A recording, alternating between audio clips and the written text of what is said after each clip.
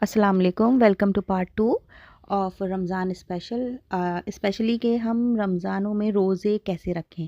पहली बात तो आपको एक मोटिव बना लेना है, ठीक है?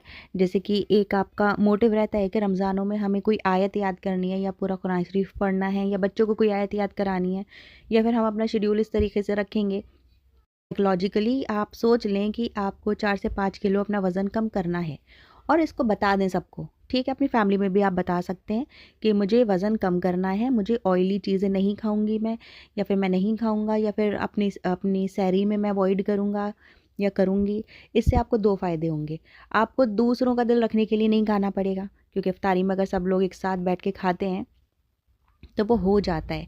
लेकिन अगर आपने एक बार किसी से मना कर दिया और फिर आपका भी दिल करेगा ना, तो आप दूसरों के सामने अपनी इज़्ज़त बचाने के लिए भी थोड़ा-सा अवॉइड करेंगे ऑयली चीज़ें।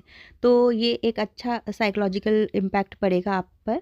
अगर आप अनाउंस कर देते हैं कि मुझको इतना वेट लॉस करना है, तो कोई प्रॉब्लम नहीं रहेगी। अगर आप कुछ डीप फ्राइड चीज़ें बना रहे हैं और नहीं खा रहे हैं, तो भी it's okay in front of everyone.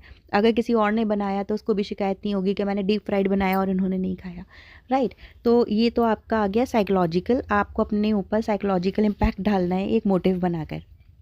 दूसरी बात, बहुत इम्पॉर्टेंट बात है कि अगर आप सहरी जब करेंगे ना, पहली बात तो आपको सहरी बिल्कुल मिस नहीं करनी है। सहरी हमें हर हाल में करनी है। मैक्सिमम फ्लूइड आप लेंगे, ठीक है? सेमी फ्लूइड हो सकता है वो।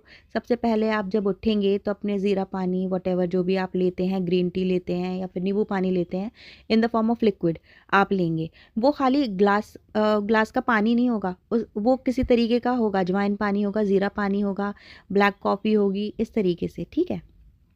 उसके बाद आपको लेना है, हो सके तो बाजरा की रोटी ले लें, और अगर नहीं ले पाएँ तो इट्स फाइन। रोटी ले सकते हैं, तलबीना ले सकते हैं, आप कर्ड इंक्लूड कर सकते हैं मॉर्निंग में, ठीक है? अब मैं आपको एक चीज़ बताती हूँ, आप सुबह में अपने सहरी में एक कुछ ऐसी चीज़ रखिए जो कि प्रोटीन रिच हो। फॉर एग्ज़ाम्पल आपने एक दाल रोटी ले ली, ठीक है? या फिर आपने एक रोटी और पनीर की सब्ज़ी ले ली, आपने रोटी और अंडा करी ले लिया सुबह में इन द मॉर्निंग। तो आपको अच्छा खासा आपको सैटिस्फैक्शन भी मिल जाएगा कि भई मैंने पेट भर के खा लिया है। उसके साथ कुछ ऐसी चीज़ आप रखें जो कि आपको प्रोटीन प्रोवाइड कर दे, पूरे आधे दिन का आपका प्रोटीन कंप्लीट हो जाए।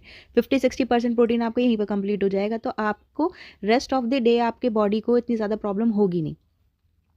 फर्स्ट पार्ट में हम शुगर का डिस्कशन कर चुके हैं कि शुगर आपको जड़ से छोड़नी पड़ेगी। तो अब जो मैं आपको बताने वाली हूँ उसमें अच्छा खासा मिठास आ जाती है, तो आपको शुगर की क्रेविंग भी नहीं होगी।